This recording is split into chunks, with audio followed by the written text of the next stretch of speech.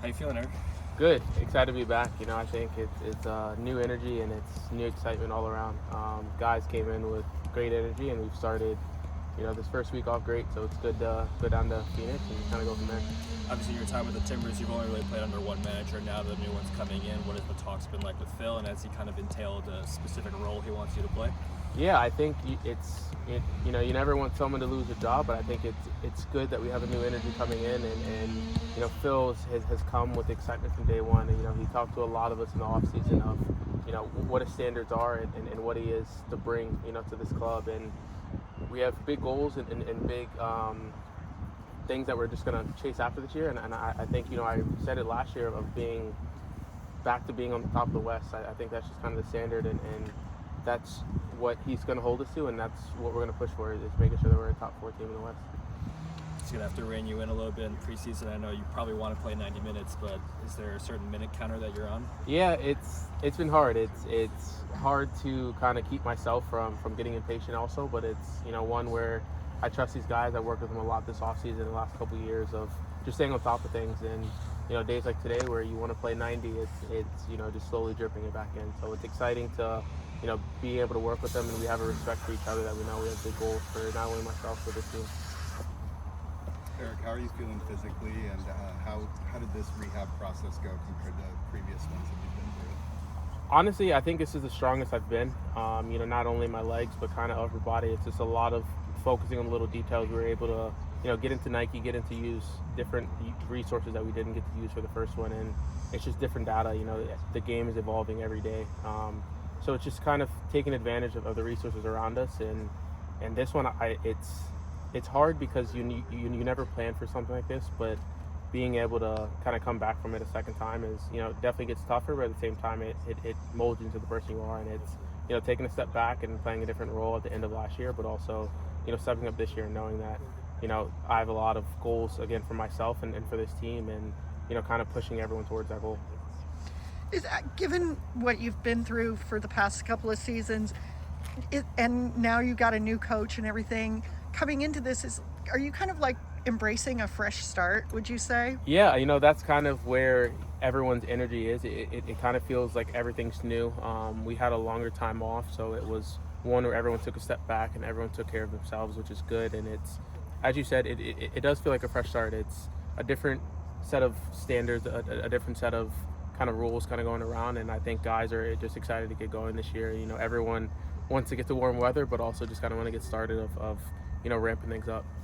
Watching from afar, like, did that change your kind of image of what you want to see in yourself as a player? No, I think it's good to kind of understand and go through these things. I learned a lot about myself that I never thought you would ever have to go through as a player, and it's good because once you take that step back and focus on the little things of, what am I doing in my downtime? What am I doing to kind of, stay happy or, around the game? And it was good to kind of, again, take that step back, pick people's brains of, hey, how are you feeling out there? And, even last year with manager changes of what's everyone's feeling like and on the field, what's it like off the field, and kind of keeping everyone involved, which has been good. And it's good to have new faces here and a lot of guys just being able to, lean on me a little bit of not only the city, but just kind of what we bring, in Portland and the standards that we hold here.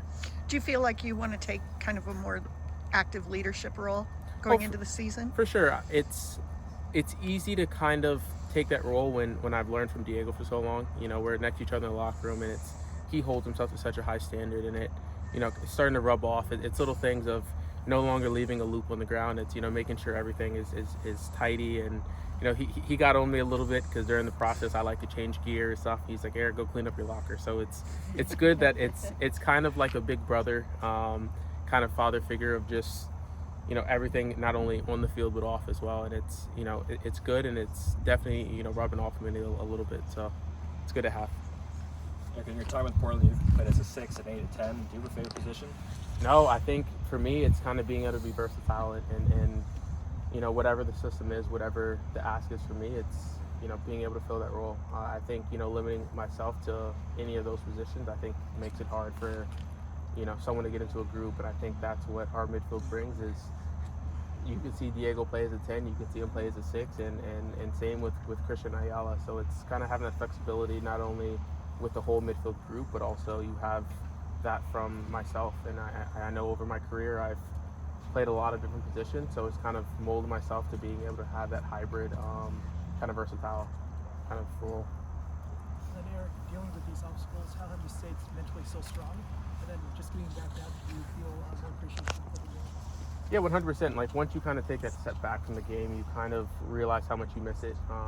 I think the biggest thing was, first ACL was more so in the off season, so it was going home, seeing family. This one was more during the season, so it was just having good weather. I stayed really big on vegetables and gardening, and it's, I grew watermelon. I didn't realize it was 3 months into the process, and I have a soccer ball sized watermelon. Everyone's like, why is Eryk so happy? And it's like, go check outside, there's a watermelon. So little things like that just kind of kept you grounded, and you didn't realize how long you were away from the game. And it's just kind of taking it day by day of never, taking what we're doing for granted. So. Very glad to have you back in the green and gold. What are your ambitions also for possibly the U.S. national team? Yeah, I think for me, it's just getting back on the field, getting regular performances here, and then kind of worrying about that. There's big tournaments coming up, and of course my ambition is, to get into a Copa America, get into, just some of these camps, and it's a hard goal to achieve, but I'm always going to aim for the moon, so it's something for me that I know it's going to be a process, but again, taking it day by day and just going from there. So it's exciting to kind of be back on the field, but I know that there's bigger things out there to chase. It obviously hasn't been that long, but just what have you made of the transition from Gio's tactics to Phil's, and how do you think the team is adapting to the change? Yeah, I think what we did under Gio was so successful for a couple of years. I think teams started to figure out. I think we started to try to figure out within as well. And I think Phil's coming with an identity that, instead of a little more in transition, maybe it's a little more with the ball.